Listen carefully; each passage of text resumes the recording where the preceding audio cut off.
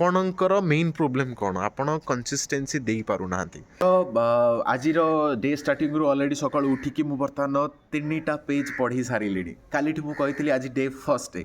ଆଜିର ଟାର୍ଗେଟ୍ ହେଉଛି ଯେ ଆଜି ମୋତେ 20ଟା ପେଜ୍ ପଢ଼ିବାର ଅଛି, ଯେମିତି ବି ହେଉନା କାହିଁକି। ତ ସକାଳ ମୁଁ ଉଠିଲି 3ଟା 15ରେ, କାହିଁକିନା ଲେଟ୍ରେ ଶୋଇଥିଲି, 10:30 ପାଖାପାଖି ଶୋଇଥିଲି। ତ 3ଟା 15ରେ ମୁଁ ଉଠିଲି। 3ଟା 15ରେ ଉଠିକି ବର୍ତ୍ତମାନ କାମ ଅଲରେଡ଼ି ଚାଲିଛି, ଖାଲି ବସା ଯାଇନି। ତେଣୁ ସକାଳୁ ଉଠିକି ଆଗ ପଢ଼ାପଢ଼ି ଟିକେ ଆଗ ଡାଏରୀ ଲେଖାଗଲା। ଡାଏରୀ ଲେଖିଲା ପରେ ଟିକେ ପଢ଼ାପଢ଼ି କରାଗଲା।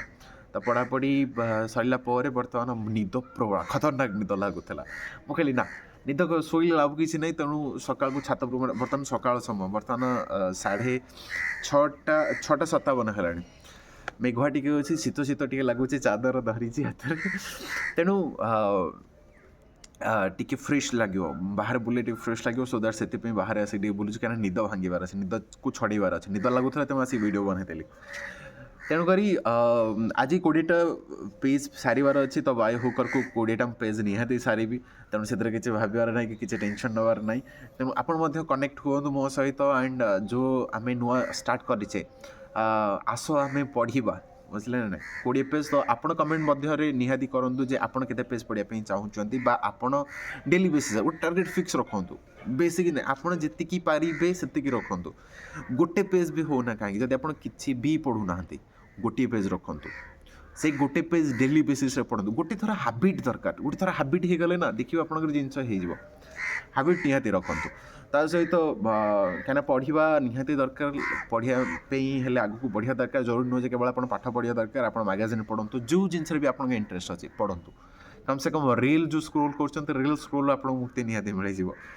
ତେଣୁ ଠିକ୍ ଅଛି। ତ ଆଜି ବର୍ତ୍ତମାନ ସକାଳୁ ତ 3ଟା ପେଜ୍ ପଢ଼ିଛି। ଯେତେବେଳେ ମୁଁ ସାରିବି ଟୋଟାଲ୍ ପୁରା କମ୍ପ୍ଲିଟ୍ ଭିଡ଼ିଓଟାକୁ ମର୍ଜ କରିକି ବନେଇବି। ବଟ୍ ଏଇଟା ହେଉଛି ସକାଳର first part, and second part ମଧ୍ୟ ଆସିଯିବ, ମାନେ ମର୍ଜ କରିକି ଅଟୋମେଟିକ୍ ଭିଡ଼ିଓ ଆଜିର ଆସିଯିବ।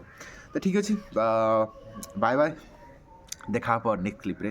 Bye bye. ଫାଇନାଲି ଯାହା ଆଜିର ଟାର୍ଗେଟ୍ ଥିଲା 20ଟା ପେଜ୍ ସାରିବା ପାଇଁ, ବର୍ତ୍ତମାନ 20ଟା ପେଜ୍ ସାରିଯାଇଥିଲି। କାହିଁକିନା ବର୍ତ୍ତମାନ ମୁଁ ସନ୍ଧ୍ୟାବେଳେ ରେକର୍ଡ଼ିଂ କରୁଛି, କାହିଁକିନା ମୁଁ ସକାଳେ କହିଥିଲି, କାହିଁକିନା ସକାଳେ ମୁଁ ମାତ୍ର 3ଟା ପେଜ୍ ପଢ଼ିଥିଲି। ତ ପୁରା ସବୁ ପେଜ୍ ସାରି ସାରିଲା ପରେ ଯାଇକି ଭିଡ଼ିଓ ବନାଯିବ।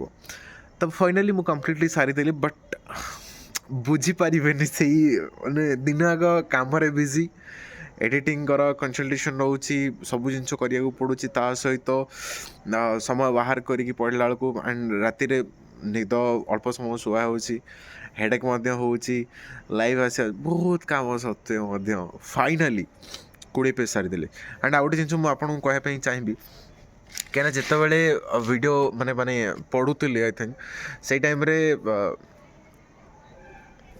ଯେତେବେଳେ 15-16 ପେଜ୍ ହେଇଗଲାଣି, ମାନେ ଇଚ୍ଛା ହେଉଥିଲା ନା ଥାଉ ହେତିକିରେ ରଖିଦେବି, ଆଉ ପଢ଼ିବାକୁ ଇଚ୍ଛା ହେଉନି।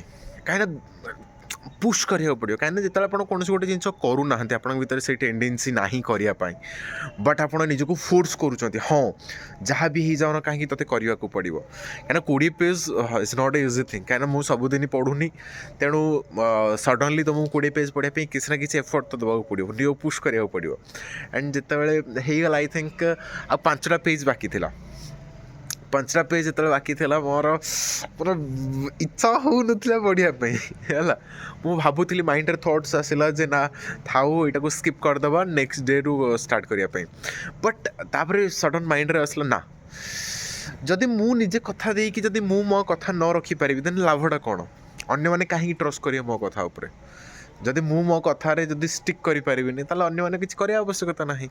ତେଣୁ ବାଧ୍ୟ ହୋଇକି ନିଜକୁ ଫୋର୍ସ କଲି। ଆଣ୍ଡ ଫାଇନାଲି ଆଜି ଦିନ ଯାକର ଆଚିଭ୍ ହେଇଗଲା 20 ପେଜ୍ ନିହାତି। ତେଣୁ ଖୁସି ଲାଗୁଛି ବହୁତ। ତେଣୁ ଆପଣ ନିହାତି ବି ଯଦି ଜଏନ୍ କରିବା ପାଇଁ ଚାହୁଁଛନ୍ତି, ଆସନ୍ତୁ, ମିଶିକି ପଢ଼ିବା, ଗୋଟେ ନୂଆ ଷ୍ଟାର୍ଟ କରିବା, ନିଜକୁ ଇମ୍ପ୍ରୁଭ୍ କରିବା। କାହିଁକିନା ଆପଣଙ୍କର ମେନ୍ ପ୍ରୋବ୍ଲେମ୍ କ'ଣ? ଆପଣ କନସିଷ୍ଟେନ୍ସି ଦେଇପାରୁନାହାନ୍ତି। ତେଣୁ ଆପଣଙ୍କୁ ଗାଇଡ଼୍ କରିବା ପାଇଁ, ଆପଣଙ୍କର ଭଲ ପାଇଁ, ଆପଣଙ୍କୁ ସପୋର୍ଟ କରିବା ପାଇଁ, ଆପଣଙ୍କ ସହିତ ଚାଲିବା ପାଇଁ ମୁଁ ରେଡ଼ି ଅଛି। ଷ୍ଟାର୍ଟ କରିଛି, ଆସନ୍ତୁ, ଜଏନ୍ ହୁଅନ୍ତୁ, ସାଙ୍ଗ ହେଇକି ଷ୍ଟାର୍ଟ କରିବା, ଆଣ୍ଡ ଆଗକୁ ଗ୍ରୋ କରିବା ନିହାତି ଭାବରେ। ତ ନିହାତି ଆଜି ଫର୍ଷ୍ଟ ଡେ କମ୍ପ୍ଲିଟ୍ ହେଇଗଲା। ତ ସେକେଣ୍ଡ ଡେରେ ପୁଣି 20ଟା ପେଜ୍ ଚ୍ୟାଲେଞ୍ଜ, ଆଣ୍ଡ ନିହାତି ଆପଣଙ୍କ ସହିତ ଭେଟ ହେବ କାଲିର ଭିଡ଼ିଓରେ। So bye bye.